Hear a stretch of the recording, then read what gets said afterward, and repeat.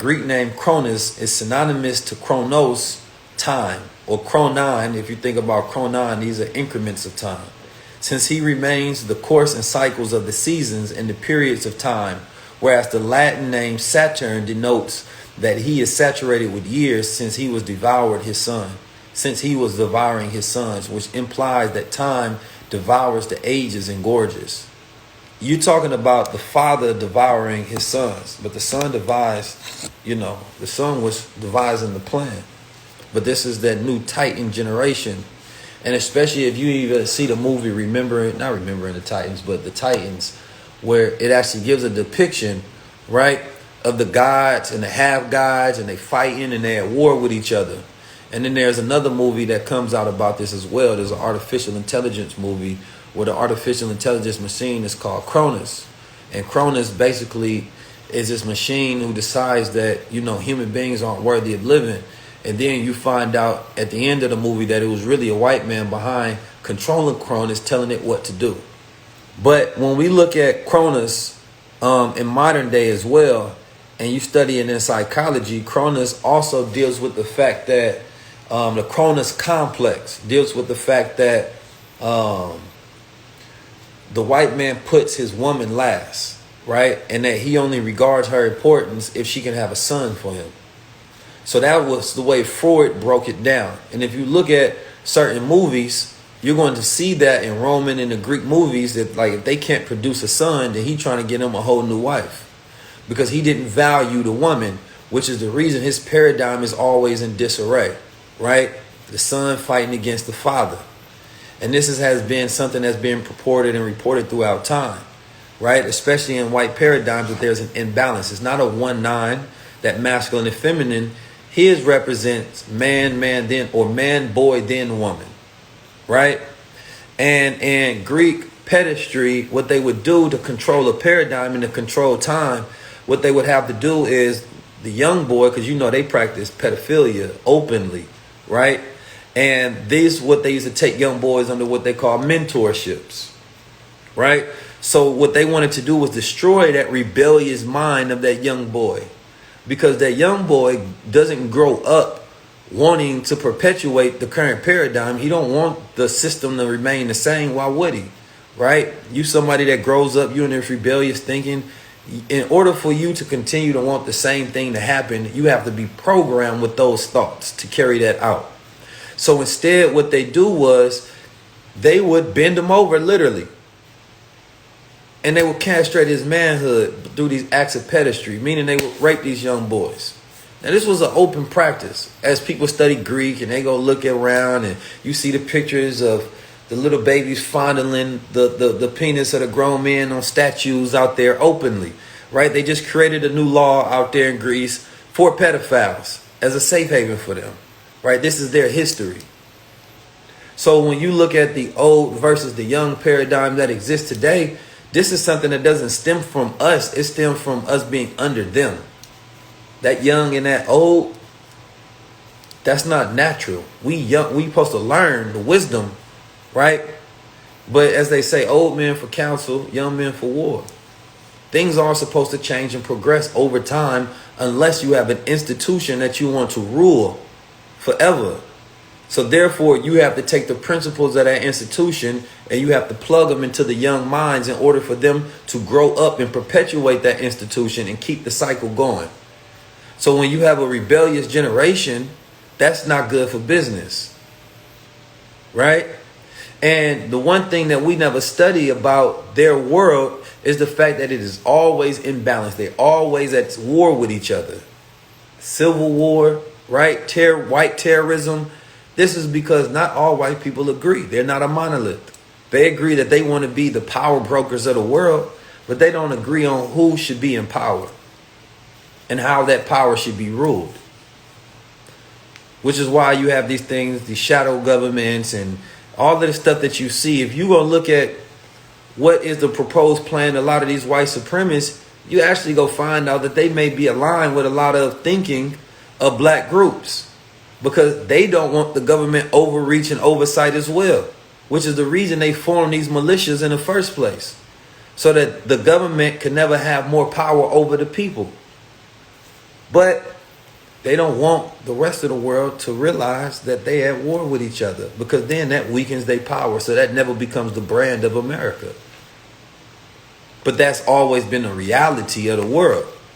White folks have always been at war with each other through conquest of discovery, right? And through conquest of war, as they go to different places, take over and try to institute their faith, belief, and institutions on other people, even if they were living in peace. If you go to like the Vikings, right?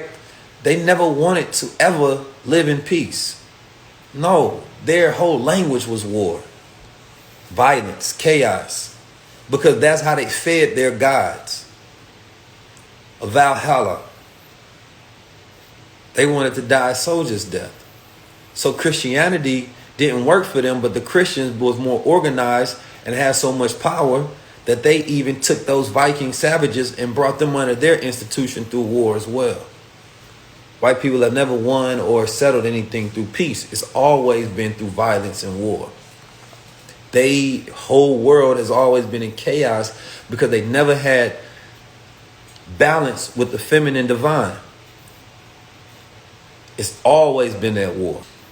So when you look at that and you look at time, now how did time come about? So now we deal with a deeper question in the observation of time, right? And we start dealing with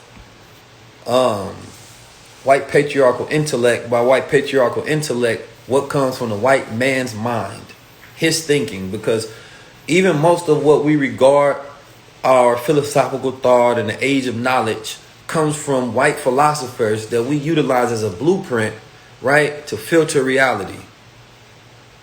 You go to David Hume's and all of these great philosophers and thinkers that give you your philosophical thought through their age of enlightenment.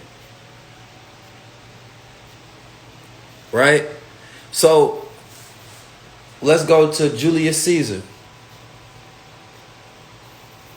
Brutal man. Julius Caesar created that calendar though. Right? And we was running off his time for so long until the Pope decided that it needed a new time. And he decided to create the what's known as the calendar that we use today. The what's the calendar, brother? Your Gregorian calendar. Then lost my thought. I'm ahead because I want to get to the Ethiopian calendar in a second. So he decided he wanted to use the Gregorian calendar because he said that he thought it was a better method and it was more accurate when it came to keeping time so that the cycles weren't off. And then, even though across the world everybody doesn't fall under the Pope, everybody's not a Catholic, so how the hell did he get the whole world to fall under one institution of one world time? These boys are so powerful that they literally created and controlled time. We was not all under the same time systems. Think about that for a second.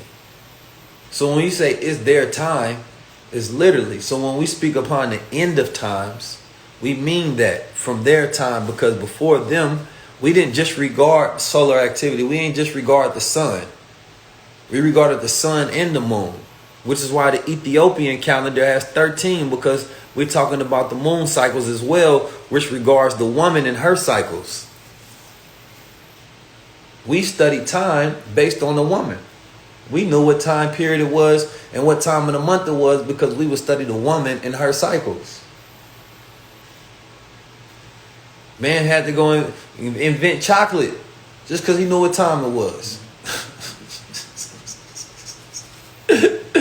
You know what I'm saying? She start tripping. Hey, I done brought home lion today. He's lying again. He's like, damn, I know. Oh, it must be that time of the month.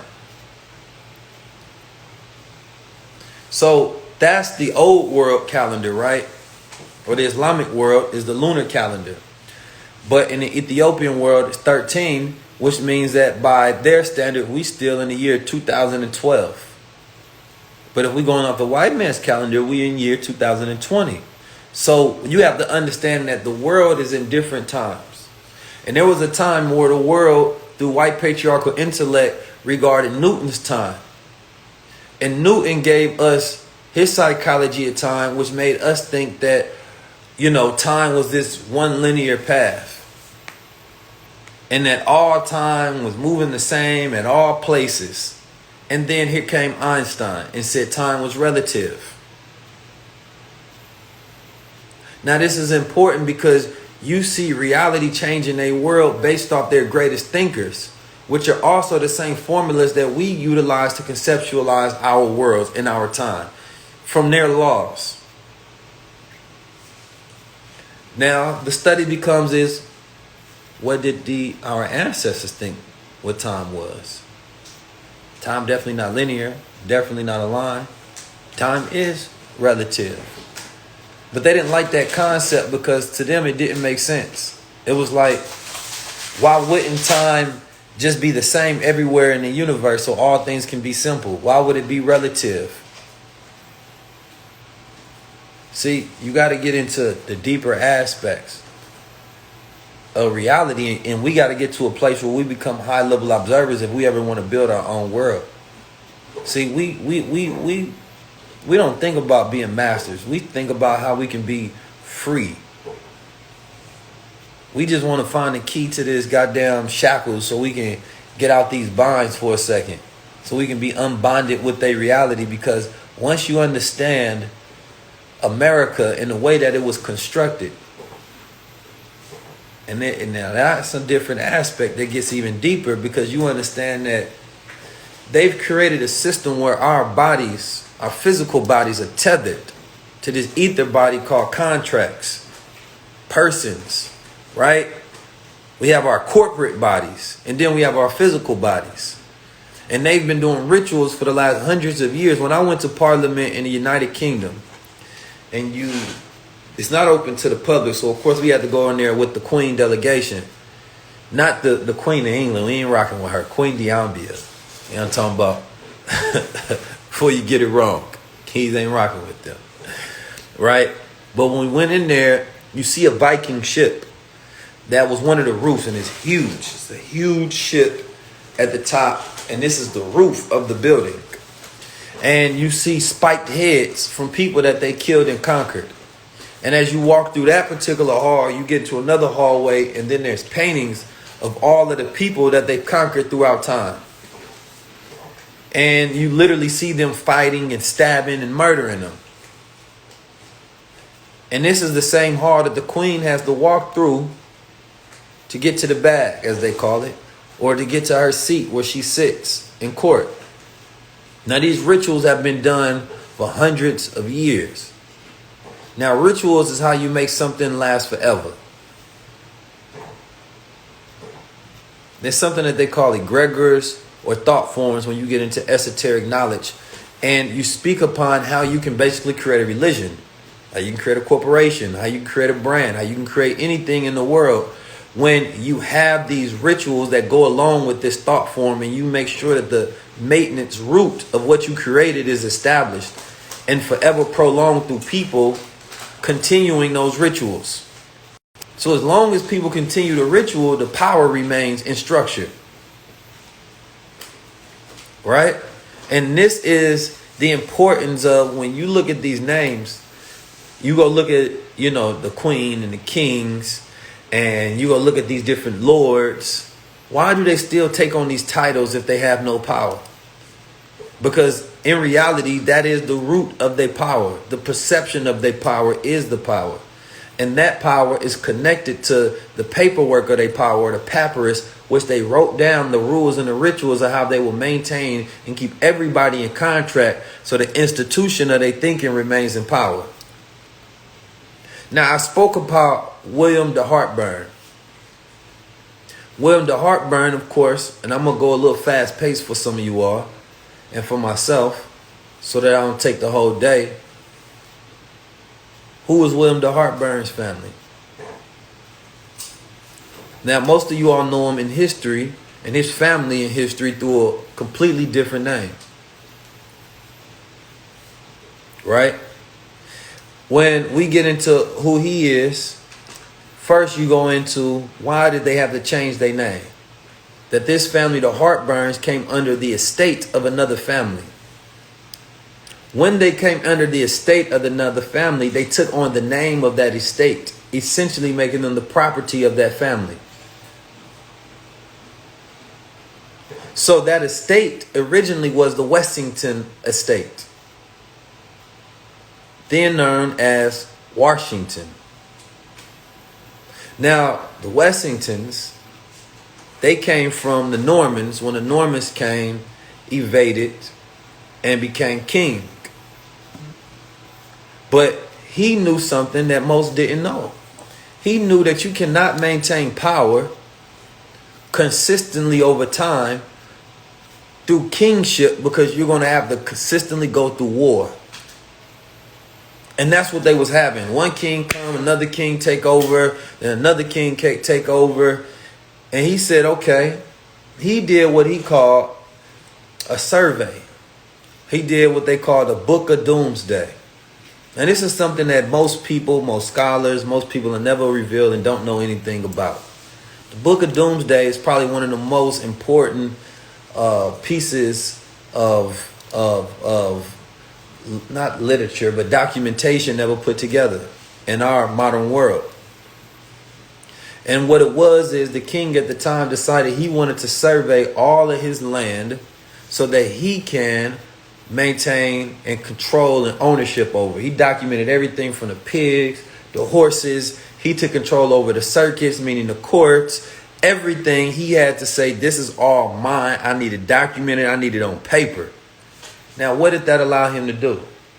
Now that he got this documented. No, we ain't talking about no 48 laws of power. That's baby stuff. Stay away from that. That's little baby stuff. What that allowed him to do during this survey, because anytime you go buy land, you got to get a survey, right? You have to see how much of the land is yours. What are the borders of your land? So once he put it under his control and under his name, then he was able to rent it out. So they had what they called the allodial titles, right? The allodial title is real ownership. It's not a lease. It's not a title. That's real ownership. No restrictions. It's yours to do everything that you want to do. Nobody has jurisdiction on your land but you. No court, no officers, no taxes, nothing. That's the allodial title. And then under that comes the simple fee title.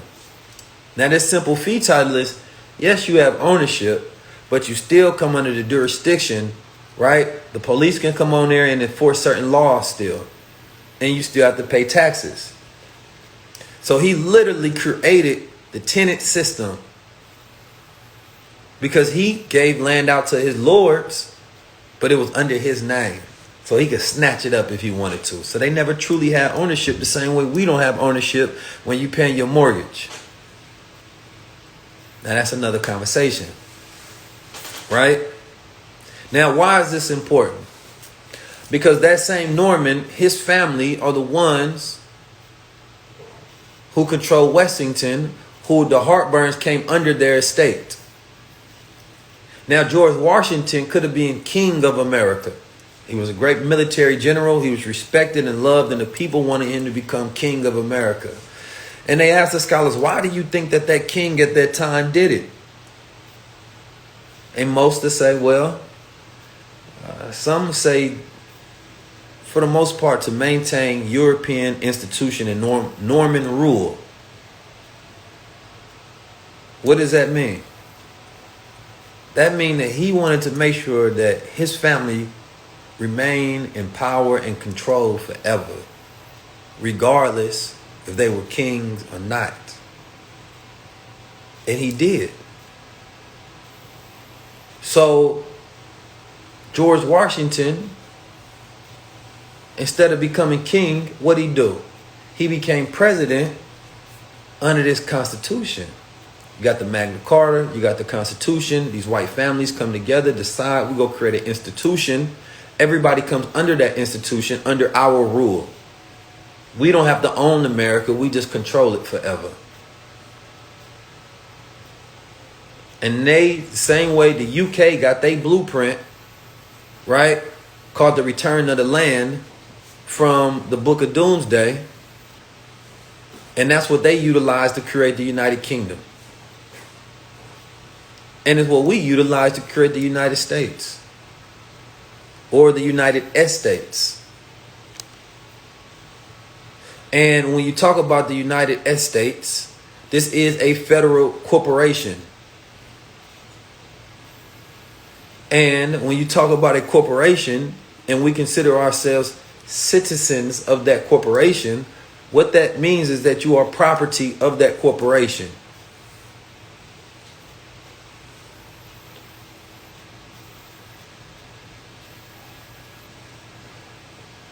Now, every time that there is a major event in America, they give themselves even more power than the corporation or the Constitution has lended them.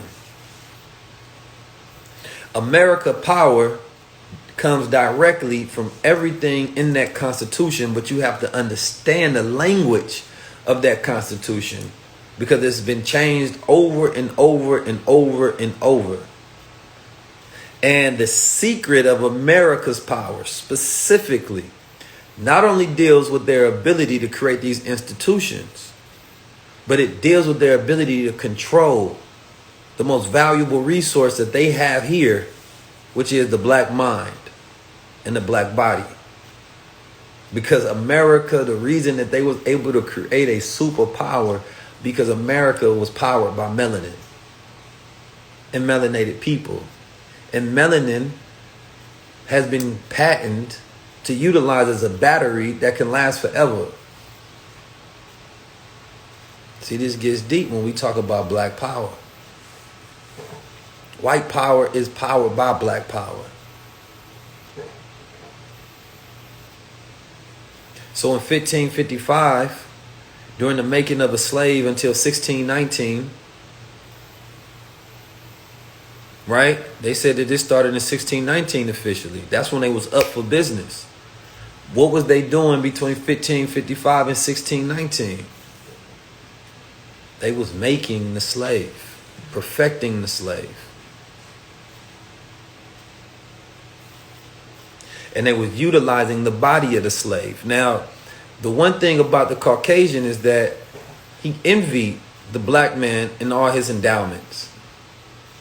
The black man was known as the father of the bull or the mother of the bull. When you go to Egypt and you look at men, M-I-N, study him, you're going to see a statue where he's holding up one hand and the other one he has an erect penis. And what this represents is, it represents, what's the word I'm looking for? Fecundity.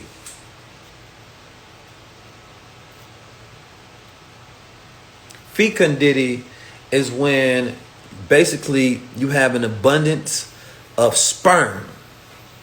The swimmers is moving in there. You fertile.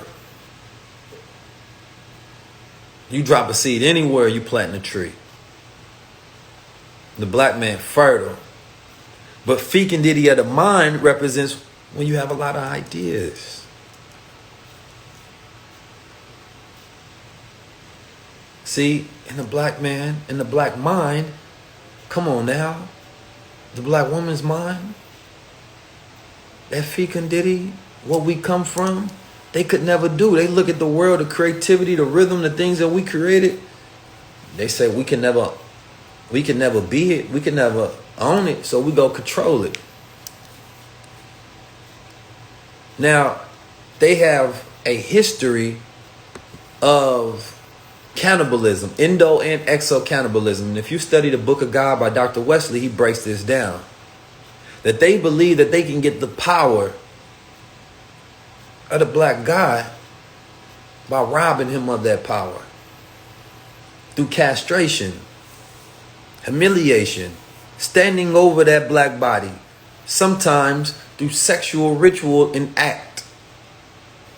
That they believe that power would be transferred over to them.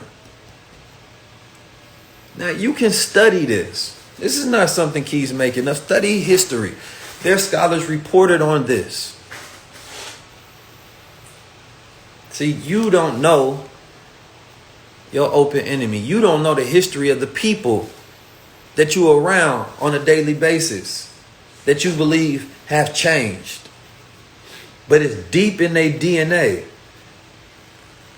They're fascinated by you, your looks, your black body. Because they're the unfinished version of you. You are the original mind, man. So therefore, things that come from you are original. They create artificial intelligence, AI. What is A? Numerical value 1. I, numerical value 9. You got that 19. They said, well, I can't be God. I can't own God, so I'll make my own. I'll try to control a God. So let me create artificial intelligence. They said, I can't have create babies the same rate that these black men do. I can't create thoughts. I can't think like that. So let me create artificial insemination, another AI. Why? Because they study and their statistics say that they're dying at a birth rate faster than they can produce. So now they need population control. Not to control their population, because their population ain't growing. To control our population. And they gave us institutions, again, white matriarchal intellect. What's her name? Margaret Sanford. Gave us the abortion clinics. Eugenics. To control the population of Black America, to destroy us in the womb. They wanted to destroy the next leader in the womb. He doesn't even get the opportunity. All those millions of babies destroyed in the womb because of the conditions that we are in under this institution. Margaret Sanger. There you go. The feminist that co-opted our women and intersected her consciousness into the womb of our women, destroying now our children. Because their sole thing is to consistently keep the one away from the nine. If they keep the one away from the nine, we never tap back into our original paradigm. We never become into that mind of God. Yeah, she was a real devil. A real devil. You understand me? And so I can go deep and I can get dates and I can correlate. But what I'm giving y'all now is the observation, the overview, the way that I view reality, the way that I see the world. And that's why in 2019 was the year where the world and time ended. And this was a bold statement to make for myself. But in 2020, what did we see? The fabric of reality was completely destroyed. Donald Trump was a good catalyst. He came in 119. He was brought in January 19th. So was Obama, was brought in on the 19th. Right? We had the women's movement January 19th. Right? Which was the anniversary of the Million Man March.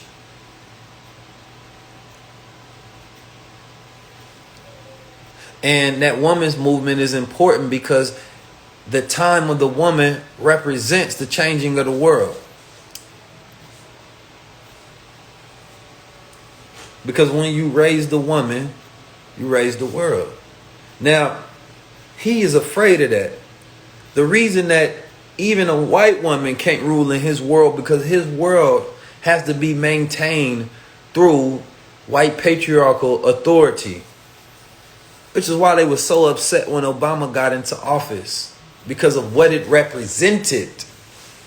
It wasn't about whether he was a credible threat and he was going to do something powerful. They know that he was controlled opposition because he is a part of their family. He part of the family, literally. Bloodline. So they knew that, nah, I ain't worried about that. But they also understood that, damn, In order for us to have to play the Obama card, we must be in our 9/11. We must be in an emergency. So go look what Bush did at the 9/11. He stole all kind of constitutional rights because their goal is to have complete and full control and power, and really, absolutely, the only thing that stops them is the Constitution itself.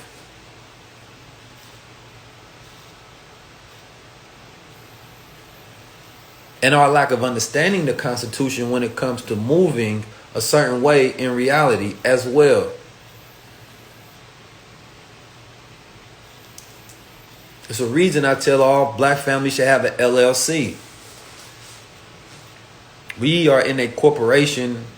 You have to move as a corporation and control that corporation and not have it attached to you. So you put that corporation and you become the steward of that of a trust that the corporation is in. So you control it, but you don't own it. Because when you own it, then you are liable and attached to the things that you own. So we don't want to be in their courts. We don't want to be under their jurisdiction. We want to operate as foreign entities. We want to operate outside those bounds, moving everything, controlling everything, owning and owned by nothing.